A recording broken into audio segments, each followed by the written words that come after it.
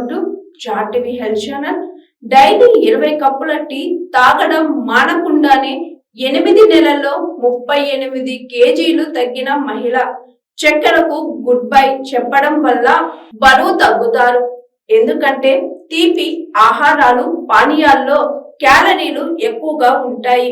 ఇది బొడ్డు నడుము కొవ్వును తగ్గించడంలో ముఖ్యంగా ప్రభావవంతంగా ఉంటుందని తెలిసిందే. దీనికి సంబంధించిన ఒక వార్త ప్రస్తుతం చర్చనీయాంశంగా మారింది. ఇంగ్లాండ్ లోని లింకన్షైర్ లో నివసించే 61 ఏళ్ల సుహాన్ గన్నర్ ఒకప్పుడు కప్పు మీద కప్పు టీ తాగుతూ రోజంతా టీలో మునిగి తేలుతూ గడిపేది. టీ ఒక అభిరుచిగా కాకుండా ఒక వ్యసనంగా మారిపోయింది. ప్రతిరోజు 20 కప్పుల టీ తాగడం, అలా తాగే ప్రతి కప్పుకు 4 టీ స్పూన్ల చక్కెర జోడించడం ఆమె దినచర్యలో భాగం.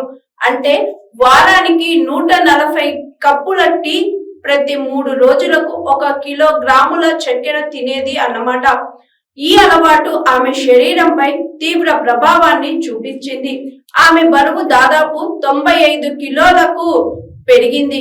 ఆమె దుస్తుల సైజ్ 20కి తగ్గింది. ఆమె ఆత్మవిశ్వాసం క్రమంగా సన్నగిల్లింది. ఎంతగా అంటే ఆమె బయటకు అడుగు పెట్టడానికి కూడా వెనకాడింది. ఫిబ్రవరి 2025లో సుహానా జనరల్ ప్రాక్టీషనర్ ఆమెకు కొత్త మార్గాన్ని సూచించారు. బరువు తగ్గడాన్ని ప్రోత్సహించే ఇంజెక్షన్ ద్వారా ఇవ్వబడే మౌంజావో అనే మందును ఆయన సూచించారు. ప్రారంభ మోతాదు 2.5 మిల్లీగ్రాములు. ఇది కాలక్రమేణా 7 మిల్లీగ్రాములకి పెరిగింది.